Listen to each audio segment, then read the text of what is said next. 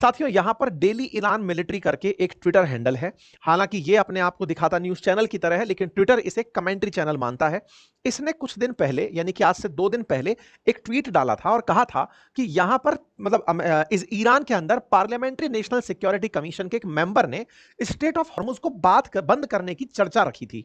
State of Hormuz को बंद करने की जब चर्चा रखी, तत्काल प्रभाव से यह सूचना जन जन तक पहुंच गई। पहुंचने के साथ साथ चिंता यह सताने लगी कि कहीं ईरान इसे बंद करके अपने साथ में इराक, कुवैत, सऊदी अरब, बहरीन, कतर, यूएई इनको अपनी दुश्मनी में तो खड़ा नहीं कर लेगा। लेकिन दुश्मनी की जहां तक बात हो तो ईरान इनके साथ में यह भी मैसेज दे सकता है कि हमें सबको सॉलिडरिटी के साथ रहना है। रास्ता अगर हम लोगों ने बंद कर दिया तो ही अमेरिका हमारे सामने झुकेगा, अदरवाइज नहीं।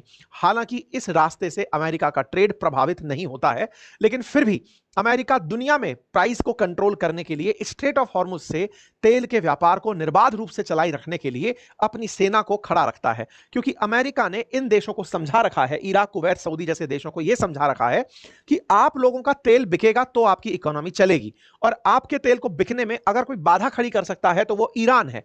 ऐसे में ईरान को अगर हम रोकने दें स्ट्रेट ऑफ हॉर्मुज को, तो आप सबकी इकोनॉमी कोलैप्स कर जाएगी। इसलिए मेरी जिम्मेदारी बनती है कि मैं आप लोगों के व्यापार की सुरक्षा करूं।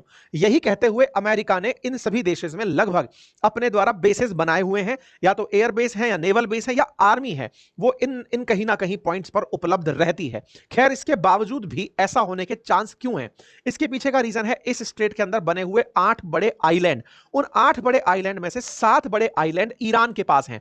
एक बार के लिए आप इस मैप को देखें, यहां से ये सीरी नाम से आपको एक छोटा सा आइलैंड दिख रहा होगा। ये तमाम यहां पर लगे हुए जो छोटे छोटे आइलैंड्स हैं, ये सारे ईरान के आइलैंड हैं। और सीरी तो बिल्कुल मध्य में स्थित सऊदी इसका ईरान का आइलैंड है, जो बिल्कुल मध्य में स्ट्रेट ऑफ हॉर्मुज के स्थित है।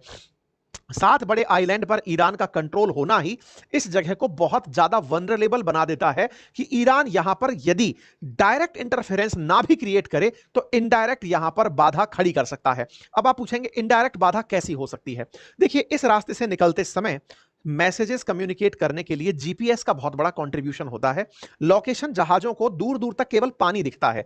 अगर ये 33 किलोमीटर चौड़ी स्ट्रेट है तो ऐसा नहीं है कि 33 किलोमीटर दूर पर स्थित आपको तट दिख जाएगा।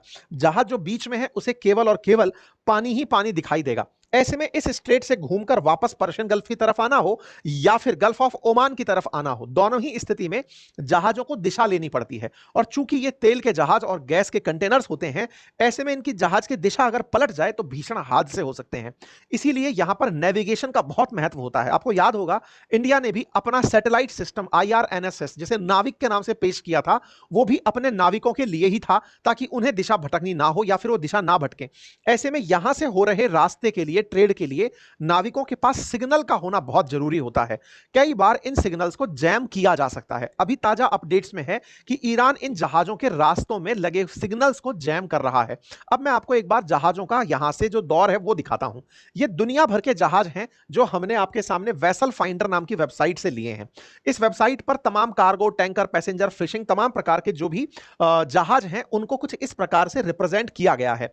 इनमें से अगर मिलिट्री जहाज भी है तो उसे रेड मार्क से प्रेजेंट किया गया है। आपके सामने ये तमाम दृश्य दिखाते हैं कि किस तरह से दुनिया भर में जहाज ट्रेड में चल रहे हैं। ये मेडिटेरेनियन सी रहा, ये रेड सी रहा, यहां से बाबे मंडल के बाद निकल करके gulf of Oman, gulf of Oman के बाद में ये आ गया आपका स्ट्रेट ऑफ हॉर्मुज, और ये आ गया पर्शियन गल्फ। यहां पर जैसे ये रेड करके जो खड़ा हुआ है, रेड को अगर हम हाईलाइट करते हैं तो वो फिर ईरान का निकला हुआ एक जहाज दिखाई देता है। तमाम प्रकार के कार्गो यहां पर खड़े हुए दिखाई दे रहे हैं, और ये जहाज की डेंसिटी दिखा रहे हैं कि कितने सारे जहाज इस क्षेत्र में खड़े हैं। जहां भी रेड मार्क देख रहे हैं वो लगभग कोई मिलिट्री वेसल खड़ा हुआ है। अगर आप और ज्यादा जूम करेंगे तो आप पाएंगे कि यहां से बड़ी मात्रा में जहाज जा रहे हैं। ये तमाम प्रकार के दुनिया के जहाज हैं जो यहां से निकलकर स्ट्रेट ऑफ हॉर्मुज से यों घूमकर फिर इस तरफ यात्रा करते हैं।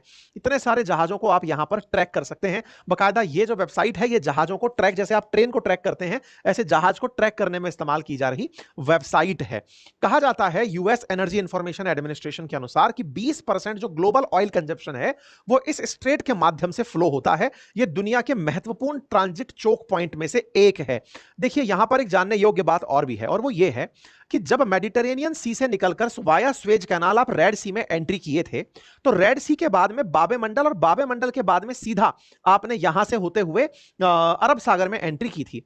जब हूतियों ने इस वाले पॉइंट पर बाबे मंडल को निशाना बनाना शुरू किया था, तो हमारे पास एक ऑल्टरनेटिव था। ऑल्टरनेटिव क्या था कि हम मेडिटेरेनियन सी का जो माल है वो यूं घुमाकर स्ट्रेट ऑफ जिब्राल्टर से होते हुए इस अटलांटिक ओशन के थ्रू निकल करके नीचे down the line Africa cross करके केप ऑफ गुड होप से होकर सीधे इंडियन ओशन में वाया मतलब टुवर्ड्स इंडिया या फिर स्टेट ऑफ मलक्का तक ले जा सकते थे। मतलब जब वावे मंडल प्रभावित हुई थी तब हमारे पास ऑप्शन था कि हम दूसरा रूट लेकर आ सकते थे। लेकिन अगर स्ट्रेट ऑफ हॉर्मुज प्रभावित होती है, यानी कि ये वाला जो पर्शियन गल्फ है इसका जो रास्ता स्ट्रेट ऑफ हॉर्मुज से होकर के इंडियन ओशन में आ रहा है, अगर ये रास्ता चोक होता है तो यहां से निकलने का कोई ऑल्टरनेटिव नहीं है। मतलब तेल के लिए तो फिर भी चलो यूएई के अंदर से टैंकर दाएं बाएं ट्रेन चला के ले आओ, लेकिन इसके अलावा कोई पाइपलाइंस ऐसी नहीं है जो दुनिया भर में तेल और गैस पहुंचा सकें, ऐसा अभी तक उपलब्ध संसाधन जानकारी नहीं है। इसलिए इस जगह से चिंताएं बहुत बढ़ रही हैं, और चिंताओं में ना केवल हमारी चिंता बल्कि चाइना की चिंता, जापान की चिंता, क्योंकि हमारा तेल यहीं से होकर आता है। अगर आप ऊपर से इसको देखें, जैसे कभी हम दुबई की यात्रा पर जब जा रहे होते हैं तो समुद्र में चलते हुए जो जहाज हैं वो बिल्कुल जैसे मछलियां तैर रही हो ऐसे ऊपर से दिखाई देते हैं। शायद आप लोग भी इस दृश्य से रिजेंबलेंस को पकड़ पा रहे हो कि जहाज की डेंसिटी यहां पर कितनी ज्यादा दिखाई देती है। कहने के लिए तो इतना ही है कि यहां से भारत, चाइना और जापान का 70% ऑयल आता है, लेकिन वो भी पूरी दुनिया के 20 से 30% ट्रेड के बराबर है। 3000 शिप नेचुरल गैस के यहां से गुजरते हैं। अगर ऐसे में इस रास्ते को बाधित कर दिया जाए तो निश्चित ही ऑयल प्राइसेस इंक्रीज हो जाएंगे, ऐसे कयास लगाए जा रहे हैं। ऑयल प्राइसेस भी और गैस प्राइसेस भी बढ़ करके ज्यादा हो जाएंगे, ये जानकारी निकलकर यहां पर आती है। अब